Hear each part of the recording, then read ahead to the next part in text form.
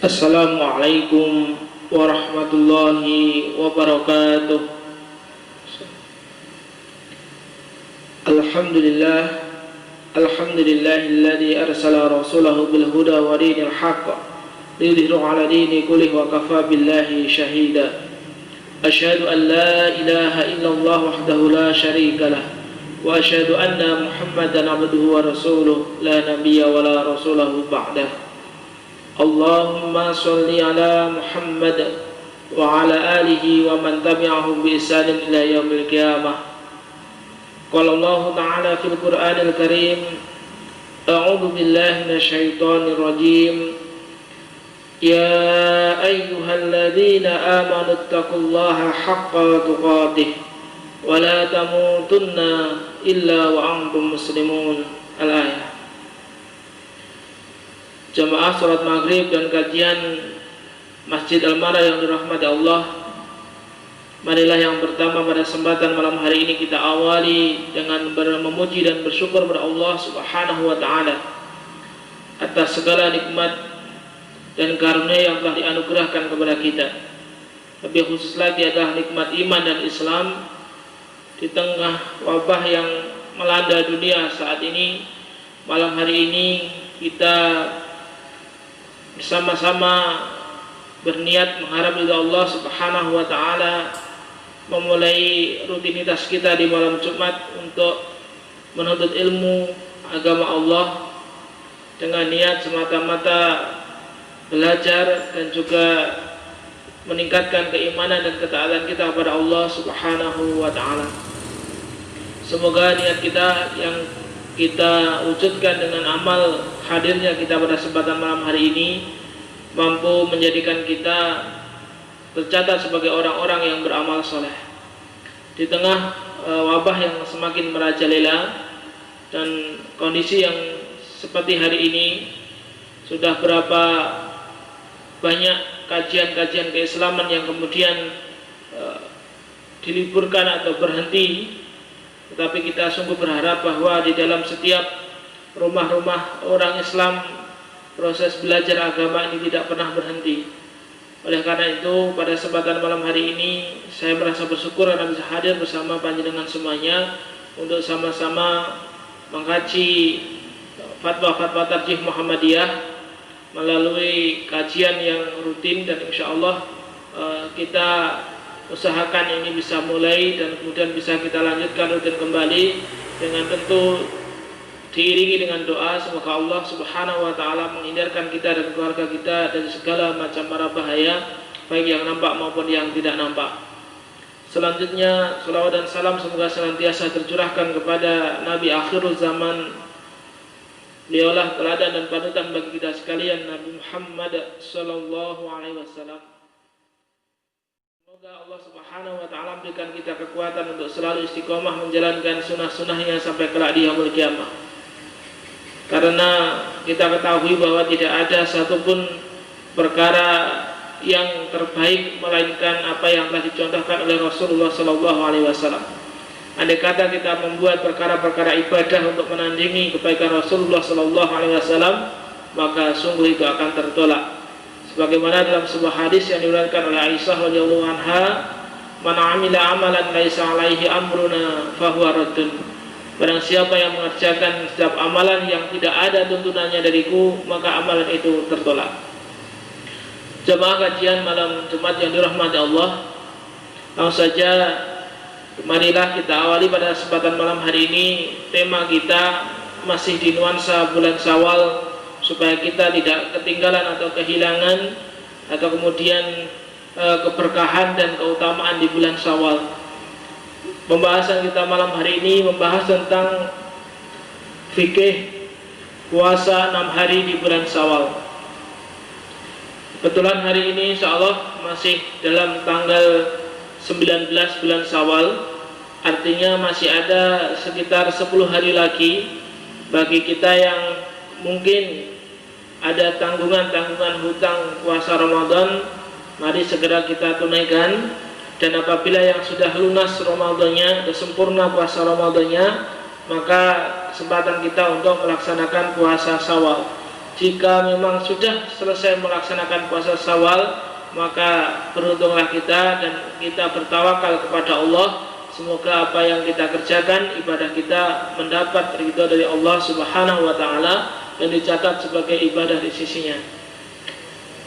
Jamaah yang dirahmati Allah, puasa 6 hari Syawal sangat masyhur atau kemudian terkenal di media massa, kemudian di media-media yang lainnya di kalangan umat Islam, bahwa barang siapa melaksanakan puasa 6 hari bulan Syawal itu laksana puasa 1 tahun penuh. Hal tersebut didasarkan dalam dari sebuah hadis yang diriwayatkan oleh Al-Jamaah kecuali Bukhari dan An-Nasa'i. Karena hadis ini diriwayatkan oleh para ahli hadis, perawi hadis, tetapi nama Bukhari tidak meriwayatkannya, padahal Imam Bukhari ini adalah salah satu atau peringkat perawi hadis yang tertinggi. Yang nomor 1 peringkatnya adalah Imam Al-Bukhari. Kemudian Imam Al-Bukhari tidak menulis di dalam kitab sahihnya. Ini menjadi sebuah juga pertanyaan dan kajian oleh para ahli hadis, juga menjadi sebuah pertanyaan oleh para kritikus hadis. Di antara kritikus itu yang kemudian insya Allah diridai oleh Allah itu adalah kritikus hadis. Kalau kritikus presiden saya kurang tahu apakah itu diridai atau tidak. Tapi kalau yang namanya kritikus hadis itu adalah orang-orang yang memang konsen untuk menelaah, kemudian juga mengkaji hadis dari segi kekuatan sanad maupun matanya. Baik, saya bacakan hadis dari Rasulullah sallallahu alaihi wasallam an Abi Ayyub Al-Ansari radhiyallahu anhu anna Rasulullah sallallahu alaihi wasallam qala man shoma Ramadan summa atba'u sittan min Syawal kana kasyamid dahr. Rawahu jamaah ila Al-Bukhari wa Nasa'i. Artinya dari Abu Ayyub Al-Ansari radhiyallahu anhu diriwayatkan bahwa Rasulullah sallallahu alaihi wasallam bersabda, barang siapa sudah melakukan puasa Ramadan, kemudian menambahkan dengan puasa 6 hari di bulan Syawal, maka seolah-olah ia telah melaksanakan puasa sepanjang masa. Jadi yang hadis ini menyebutkan bahwa barang siapa yang sudah melakukan puasa Ramadan dilanjutkan 6 hari bulan Syawal, maka seolah-olah ia melaksanakan puasa sepanjang masa. Kenapa dikatakan sepanjang masa? Penjelasannya pada hadis yang lain yang diriwayatkan oleh Ahmad. An Sauban anin Nabi sallallahu alaihi wasallam qala man shoma Ramadan fa syahrun bi 'asharatin ashhur wa siyamu sittati ayyami ba'dal fitr fadzalika tamamu siyamis sunnah. Rawahu Ahmad. Ini adalah penjelasan kenapa puasa 6 hari bulan Syawal itu disebut puasa sepanjang masa. Artinya terus puasa terus, meskipun tidak puasa tetapi mendapat pahala dan kebaikan sebagaimana ia berpuasa, manakala ia menyempurnakan puasa Ramadannya kemudian melaksanakan puasa 6 hari bulan Syawal. Hadis tersebut berarti dari Sauban dari Nabi SAW diriwayatkan bahwa beliau bersabda, Nabi bersabda, barang siapa berpuasa Ramadan maka pahala 1 bulan Ramadan itu dilipatkan sama dengan puasa 10 bulan. 1 bulan dilipatkan dengan 10 bulan. Kita ingat bahwa di bulan Ramadan ketika kita melaksanakan kebaikan, baca 1 ayat Al-Quran akan dikalikan 10 kebaikan. Lalu kemudian kalau puasa 1 bulan Ramadan maka kebaikannya adalah 10 bulan. Atau kalau dikalikan hari, rata-rata puasa Ramadan itu 30 hari, dikalikan 10 totalnya 300 hari. Dan berpuasa 6 hari sesudah Idul Fitri, 6 hari di bulan Syawal, kemudian dikalikan 10, berarti 6 kali 10 60. Puasa Ramadan tadi setelah dikali jumlahnya 300, puasa 6 hari 60, ketemulah dengan 360 hari. Ketika 360 hari maka genaplah itu setahun. Hadis riwayat Ahmad. Artinya bahwa ia puasa 360 hari, kemudian setelah 360 hari masuk tahun kedua, sudah Ramadan lagi, lanjutkan puasa Syawal lagi, terus begitu. Maka sungguh kebaikan ini adalah kebaikan yang sungguh luar biasa, dijelaskan oleh Allah Subhanahu wa taala di dalam hadis, melalui hadis Rasulullah sallallahu alaihi wasallam. Nah, hadis yang ketiga menjelaskan tentang wa fi riwayat Ibnu Majah meriwayatkan dalam riwayat yang lain, man shoma Ramadan wa sittati ayyami ba'dal fitr kana tamama sanati wa man jaa'a bil hasanati falahu asru amsalihha. Di dalam riwayat Ibnu Majah dinyatakan bahwa Rasulullah sallallahu alaihi wasallam bersabda, barang siapa berpuasa Ramadan dan 6 hari sesudah Idul Fitri, maka itu sama pahalanya dengan puasa genap 1 tahun, dan barang siapa melakukan satu kebaikan, maka ia akan memperoleh pahala 10 kali lipat. Perkalian tadi. Nah, dasar yang pertama, mari kita kaji.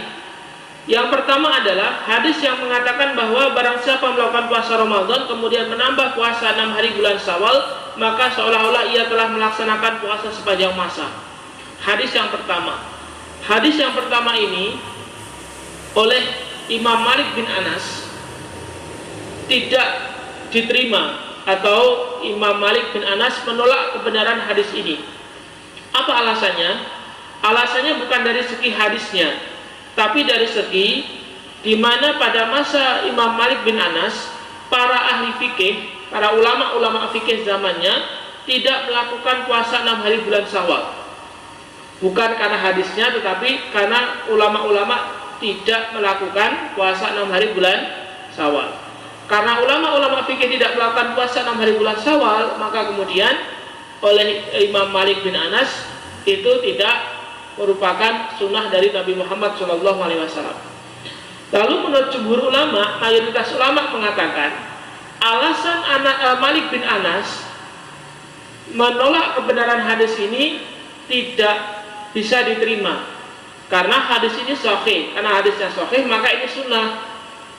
Adapun para ulama fikih tidak mengerjakan di zamannya Imam Malik, itu merupakan tidak bisa dijadikan dasar bahwa hadis ini bukan mengajarkan puasa 6 hari bulan Syawal, atau dengan kata lain puasa 6 hari bulan Syawal itu bukan sunnah, itu tidak bisa diterima.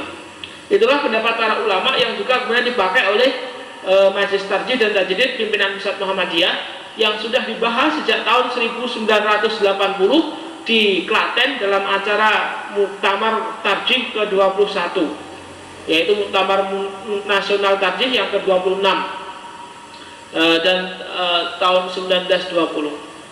Baik, jamaah yang dirahmati Allah, terkait dengan puasa 6 hari bulan Syawal. Nah, yang kedua, pembahasan berikutnya adalah tentang beberapa pertanyaan tentang bagaimana hukum orang yang melaksanakan puasa Syawal sedangkan dia belum lunas atau punya tanggungan di puasa Ramadannya. Puasa Syawal dikerjakan setelah lunas atau sempurna puasa Ramadannya. Artinya apabila masih punya hutang, hendaknya dilunasi dulu hutangnya, baru kemudian melaksanakan puasa Syawalnya. Jadi tidak boleh mendahulukan Syawalnya. Ya, kemudian ada pertanyaan lagi, boleh enggak kemudian itu melaksanakan puasa sunnah Syawal tapi niatnya 2? Contohlah misalnya, saya punya hutang 6, pas ya 6 hari ini saya tak mau puasa 6 hari bulan Syawal, tapi niatnya itu 2, ya nyaur utang, ya puasa 6 hari bulan Syawal. Itu seperti dulu ketika saya di SMA, itu pernah ada anak-anak perempuan, itu saya tanya puasa Senin Kemis, katanya, Mbak puasa apa? Senin Kemis Pak. Wah, kok rutin, kok dengarin poso? Jawabannya, anu Pak, sambil nyaur utang puasa Ramadan. Jadi puasa Senin Kemis, kemudian sambil puasa menyahur hutang, nyaur hutang, itu boleh apa tidak?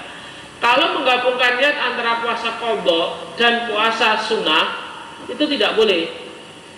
Kenapa? Karena derajatnya beda. Innamal a'malu binniyat. Perbuatan itu tergantung daripada niatnya. Apalagi derajatnya beda. Puasa qadha itu hukumnya wajib, mengganti puasa Ramadan itu hukumnya wajib. Adapun kemudian puasa Syawal hukumnya sunnah. Yang wajib tidak boleh dicampurkan dengan yang sunnah. Seperti misalnya sholat, wah saya ini sudah buru-buru, maka saya tadi tidak sempat sholat sunnah rawatib sebelum duhur. Ya sudah, sholat rawatibnya saya jamak saja dengan sholat duhur itu. Niatnya sholat duhur 2 sambil rawatiban. Nggak boleh begitu. Tapi boleh niat kemudian puasa Syawal, kemudian kebetulan puasa Syawal dikerjakan pada hari Senin atau hari Kamis, kemudian niatnya 2, boleh. Ada ulama yang membolehkan. Ulama membolehkan alasannya apa? Alasannya karena ini adalah 2 perkara sunnah. Maka kemudian diniatkan 2, kemudian Allah lah yang menentukan balasannya. Ulama mengatakan kalimat Allah lah yang menentukan balasannya, artinya niatnya boleh, tetapi itu adalah hak Allah untuk menerima atau menolak ibadah yang kita kerjakan.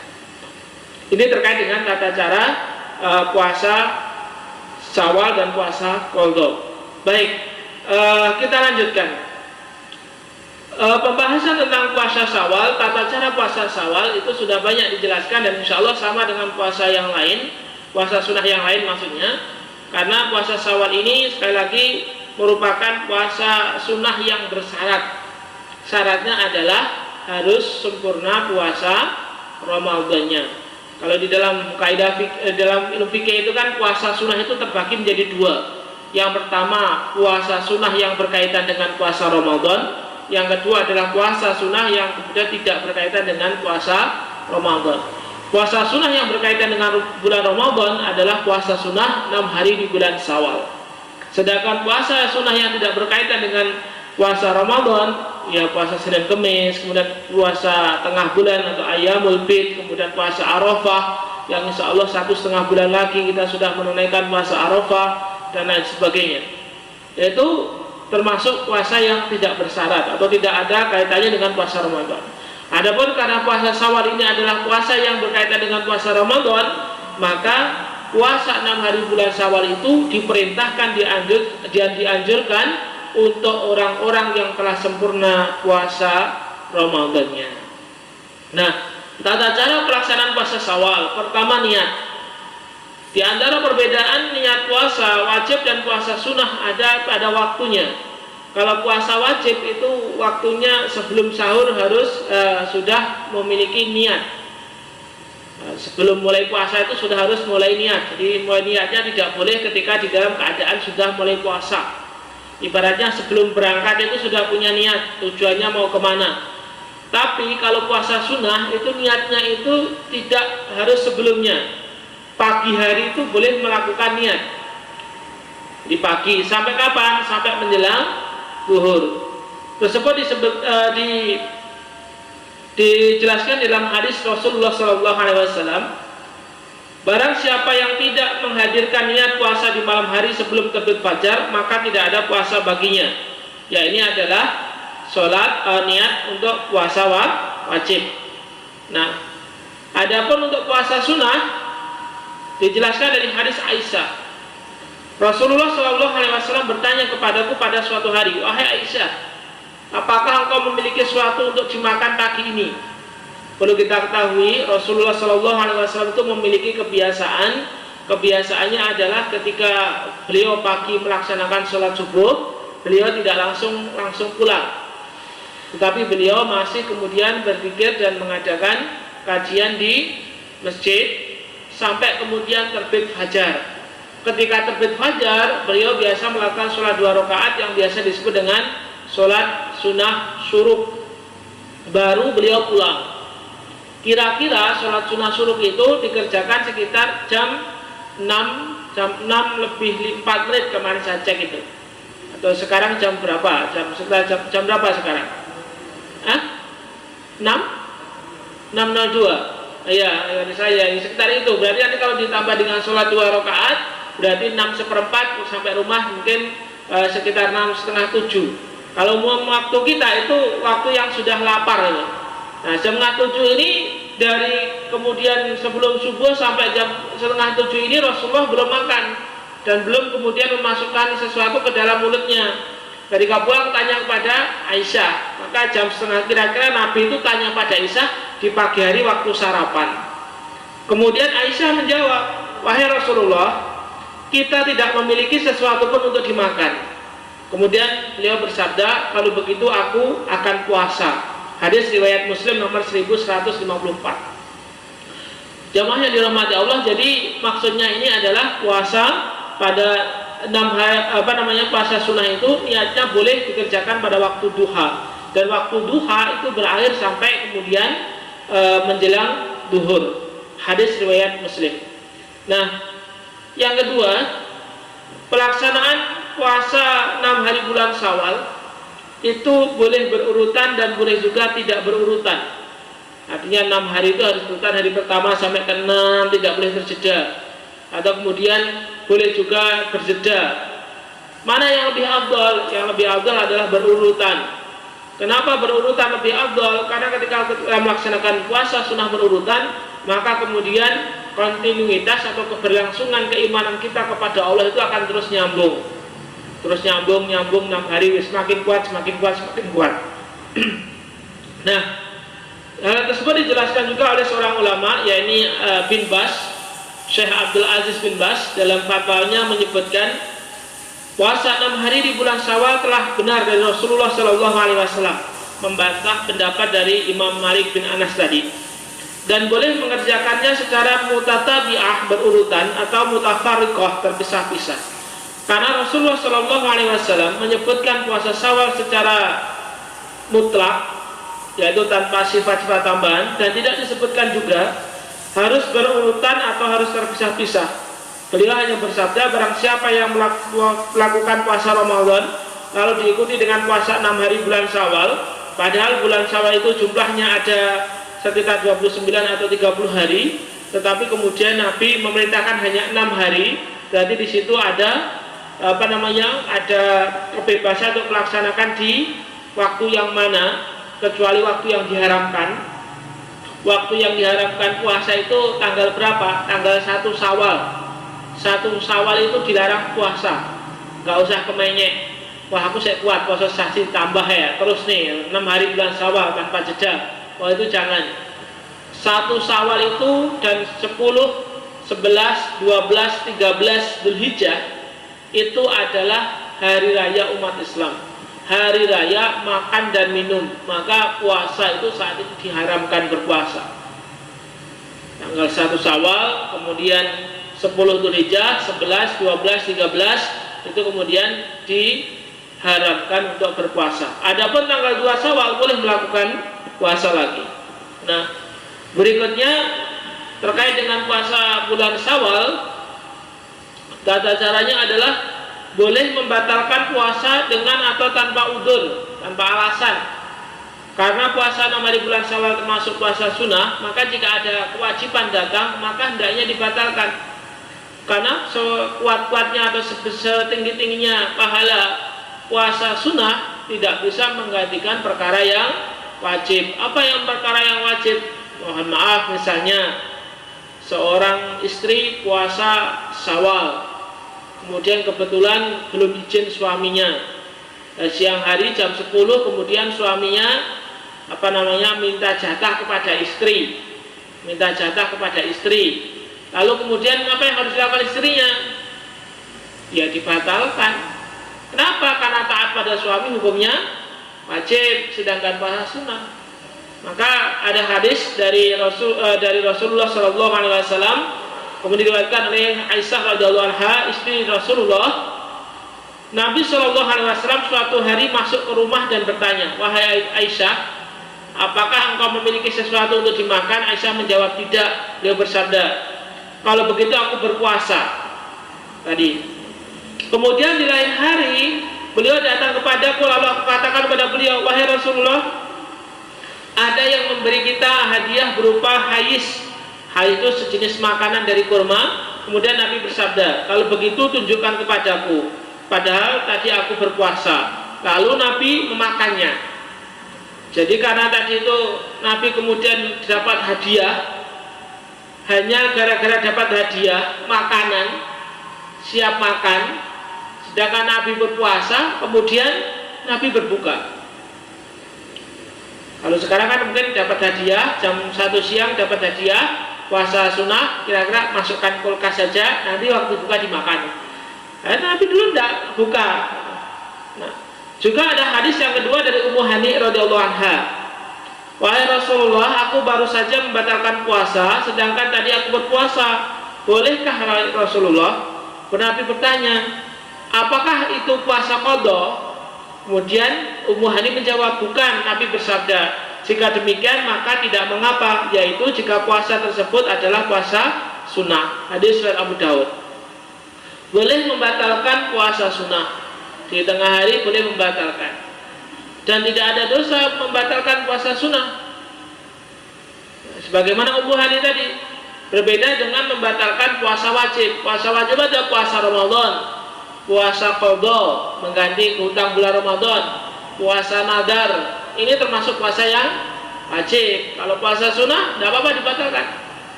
Nah, juga penjelasan dari Bin Bas lagi, jika puasa tersebut adalah puasa sunnah maka boleh membatalkannya, tidak wajib menyempurnakannya. Ia boleh membatalkannya secara mutlak, namun yang lebih utama adalah tidak membatalkannya kecuali karena sebab yang syar'i, misal karena panas terik matahari, badannya lemah sangat sakit, atau ada orang yang mengundang ke pernikahan, atau hal-hal yang memaksa untuk membatalkan puasa lainnya, maka ia tidak mengapa.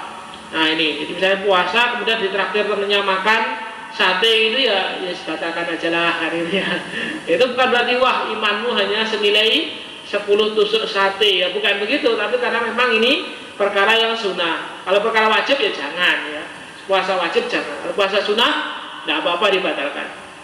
Nah, yang keempat, bagi wanita hendaknya meminta izin kepada suaminya. Penjelasannya adalah di awal tadi, kenapa seorang wanita atau seorang istri hendaknya meminta izin suami ketika mengerjakan puasa sunnah. Nah, dipertegas oleh hadis Rasulullah SAW, tidak halal bagi seorang wanita untuk berpuasa sedangkan suaminya hadir, tidak sedang safar, kecuali dengan seizinnya. Dan tidak halal seorang wanita membiarkan orang lain masuk kecuali dengan seizin suaminya. Hadis riwayat Bukhari. Mau puasa kalau ada suami, nanti izin kepada suami. Nah, ini adalah beberapa penjelasan tentang tata cara puasa bulan 6 hari bulan Syawal. Semoga Allah Subhanahu wa taala memberikan kita kekuatan untuk menyelesaikan dan melaksanakan puasa ini, bagi yang belum dan bagi yang sudah. Semoga Allah Subhanahu wa taala menerima ibadah kita sebagai catatan amal soleh di sisi Allah Subhanahu wa taala. Jamaah yang dirahmati Allah, berikutnya tentang puasa qadha. Saya ingin menyampaikan tentang puasa qadha. Puasa qadha itu adalah puasa mengganti pada bulan Ramadan. Ada pertanyaan tentang bolehkah kemudian kita membayarkan hutang puasa orang lain. Jadi yang punya hutang itu adalah bapak kita punya hutang, kemudian bolehkah kita kemudian membayarkan hutang puasa orang lain. Nah, mari kita bahas satu persatu. Yang pertama, tentang menggantikan puasa hutang puasa Ramadan orang lain. Hadis pertama diriwayatkan oleh Bukhari dan Muslim. Bukhari dan Muslim meriwayatkan dalam hadisnya, an Aisyah radhiyallahu anha, anna Rasulullah sallallahu alaihi wasallam qala, man mata wa alaihi siyamun shama anhu waliyuhu. Dari Aisyah radhiyallahu anha diriwayatkan bahwa Rasulullah sallallahu alaihi wasallam bersabda, barang siapa meninggal dunia padahal ia punya hutang puasa, maka walinya lah yang berpuasa untuknya. Muttafaqun alaih. Jadi misalnya ada anak, kemudian tanggal 1 sampai tanggal 20 Ramadan sakit, tanggal 21 Ramadan itu kemudian wafat, maka walinya orang tuanya nanti yang menggantikan puasanya. Jadi walinya puasa atas nama dengan niat menggantikan anaknya. Hadis kedua, an Abi Abbas radhiyallahu anhu qala, jaa rajulun ila Nabi sallallahu alaihi wasallam faqala, ya Rasulullah, inna ummi matat alaiha shaumu syahr, afa aqdiyahu anha? Qala, aw kana ala ummika dainun akunta qadiyahu anha. Qala na'am wala fadainullahi ahaqqu ayyuqda. Dari Ibnu Abbas radhiyallahu anhu diriwayatkan bahwa ia berkata, menceritakan ada seorang laki-laki datang menghadap Nabi Shallallahu Alaihi Wasallam kemudian berkata, ya Rasulullah, sungguh ibuku telah wafat, padahal ia punya kewajiban puasa 1 bulan. Ibunya meninggal dunia, tapi kemudian punya hutang puasa 1 bulan. Apakah saya dapat berpuasa menggantikannya? Maka Nabi menjawab, jika seandainya ibu memiliki hutang, apakah engkau akan membayarkannya? Laki-laki itu menjawab, iya, akan saya bayarkan. Selanjutnya Nabi bersabda, hutang kepada Allah lebih berhak untuk ditunaikan. Hadis riwayat Bukhari. Hadis pertama tadi, anaknya atau kemudian tanggungannya punya hutang puasa, walinya yang menggantikan. Hadis kedua, ibunya yang meninggal dunia, anak yang menggantikan puasa ibunya. Hadis ketiga dari Ibnu Abbas, bahwa ada seorang perempuan berlayar mengarungi lautan, lalu ia bernazar, seandainya Allah menyelamatkannya, ia akan berpuasa selama 1 bulan. Perempuan mungkin di tengah pelayaran ada gelombang besar atau kemudian takut dengan laut, kemudian ia bernazar, ya Allah, jika engkau menyelamatkan aku pada pelayaranku hari ini dari tengah laut dan aku selamat sampai daratan, maka aku akan berjanji berpuasa selama 1 bulan. Misalnya seperti itu. Lalu Allah Subhanahu wa taala menyelamatkannya, tapi ia tidak berpuasa sampai ia meninggal. Perempuan yang bernadar tadi berarti punya hutang puasa nadar. Puasa nadar itu hukumnya wajib. Nah, lalu keluarganya datang menghadap Nabi dan menceritakan hal tersebut.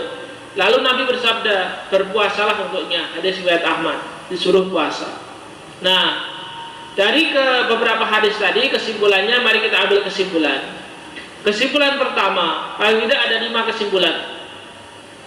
Dalil-dalil yang ketiga hadis tadi tentang puasa mengganti puasa Ramadan, itu yang pertama adalah bagi orang tua yang masih hidup, yang kemudian yang punya hutang puasa, tapi dia masih hidup, maka dan ia tidak memiliki kemampuan untuk melakukan puasa, maka hendaknya dia membayar fidyah, tidak digantikan puasanya atau tidak bayar orang lain.